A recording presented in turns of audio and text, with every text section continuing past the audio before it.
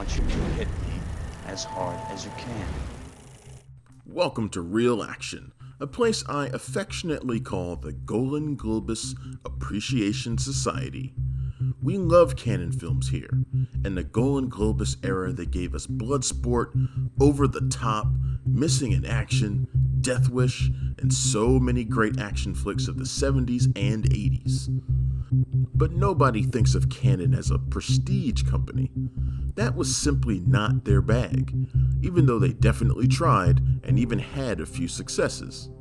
But when we look back at their genre output, one film stands out above the rest as a legitimately great critical success: 1985's Runaway Train. All aboard?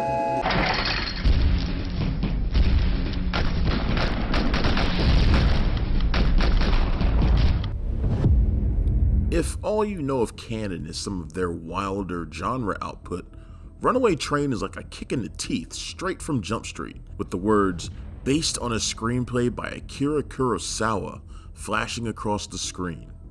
Excuse me, what?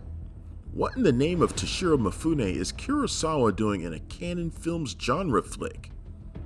It's kind of a long story, and we'll get back to it, but it involves another legendary director, Francis Ford Coppola. The story is driven by hardened criminal and prison hero Oscar Manny Menahem, played by Jon Voight in a performance that would earn him an Academy Award nomination. Manny has just spent 3 years in solitary confinement, but after a judge orders his release, the sadistic warden Rankin takes a hit out on him. Manny's already escaped the Alaskan prison twice before, but he decides to move up his third escape attempt in light of the assassination attempt. Makes sense.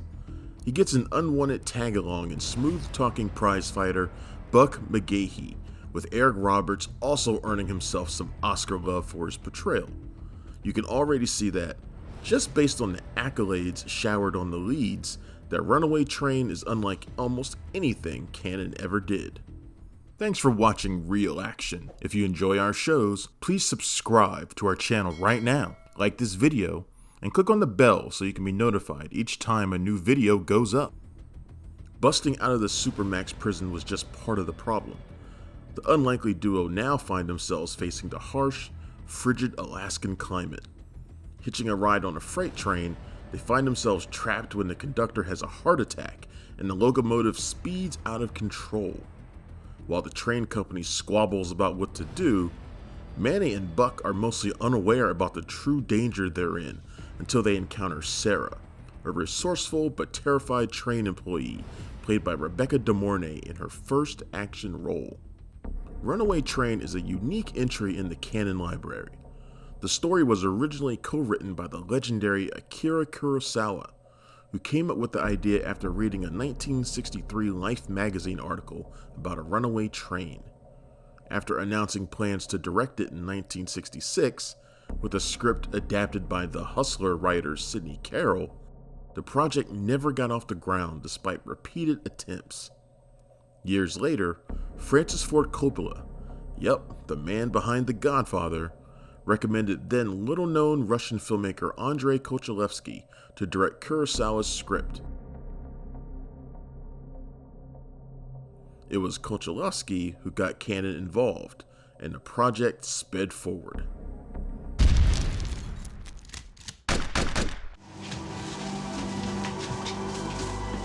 Manny! Shut it down! Manny, goddammit! Shut it down, Manny!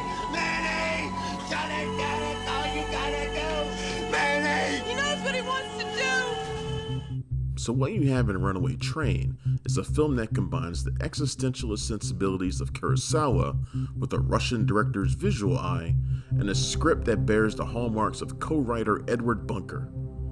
Bunker, a former convict who would go on to write numerous crime novels that would become major adaptations, such as Straight Time and Animal Factory, really poured his soul into the Manny character.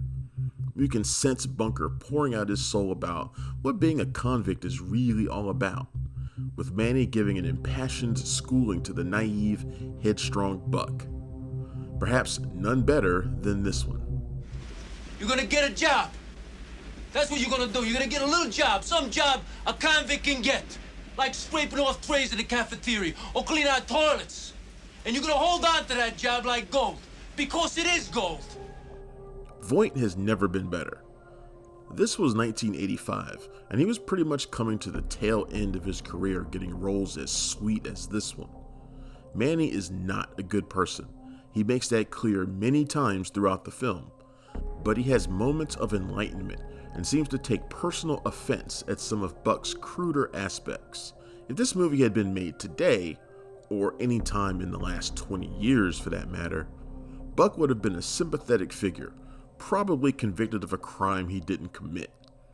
Runaway Train is brilliant in that it doesn't soften these hardened criminals. It just adds dimensions to them that we don't think about. The same goes for Eric Roberts as Buck, the slow-witted one of the duo. He's not a good guy either, as his first encounter with Sarah shows. How would you like a really good fuck, huh? And seems to have no compunctions about killing, but he has a naivete that's almost sweet. And later, he shows a certain amount of courage in risking his life for the others and standing up to the bullying Manny. Robert Loggia in The Jagged Edge.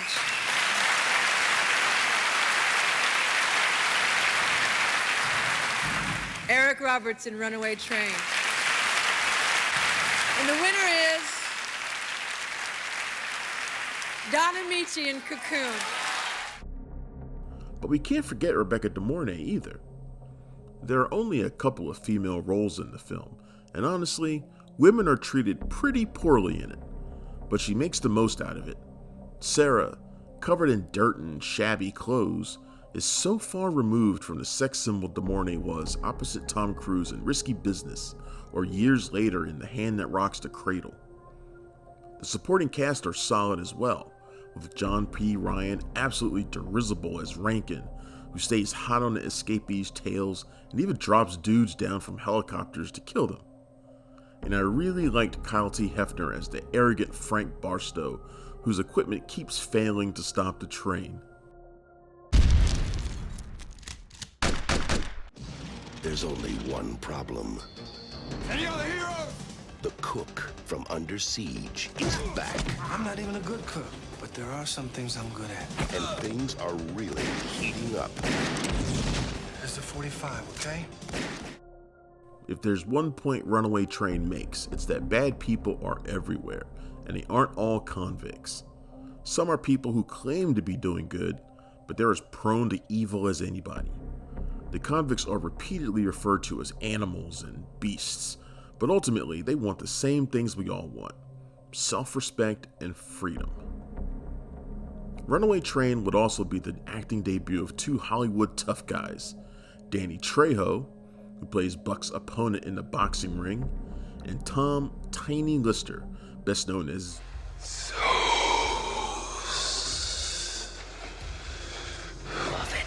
and Debo in the Friday films. Trejo, who had been visiting a friend on set, was recognized by Bunker as a fellow San Quentin prison inmate and got Trejo the job as Robert's boxing coach and later a small role in the film. Lister plays a prison guard who is easily swayed by Buck's smooth talk, allowing for the inmates to escape.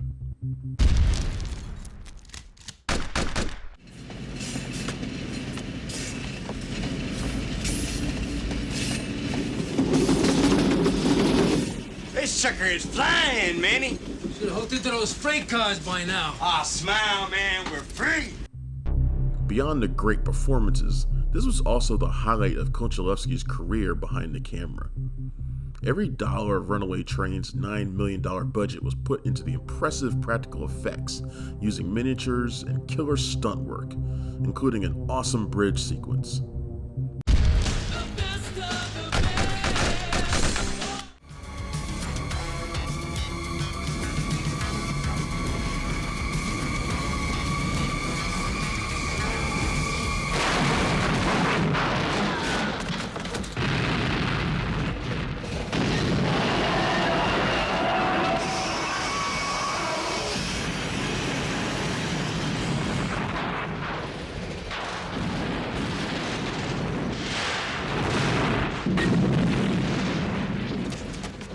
Oh, man. Even Ebert was impressed, saying in his 4-star thumbs-up review, Runaway Train is quite simply one of the best adventure movies I've ever seen, a combination of action and suspense and desperate characters that never stop surprising me. Konchalovsky wasn't known for much besides international prestige dramas before this, but he showed to be very adaptable to genre fare. However, he never really made it in Hollywood. He went even bigger with 1989's Tango Cash, starring real action favorites Sly Stallone and Kurt Russell, only to be fired 3 months in over creative disputes. He did manage to complete the awful 1989 film Homer and Eddie, this guy loves his team-ups, before largely fleeing Hollywood to work in his native Russia, where he became something of an icon.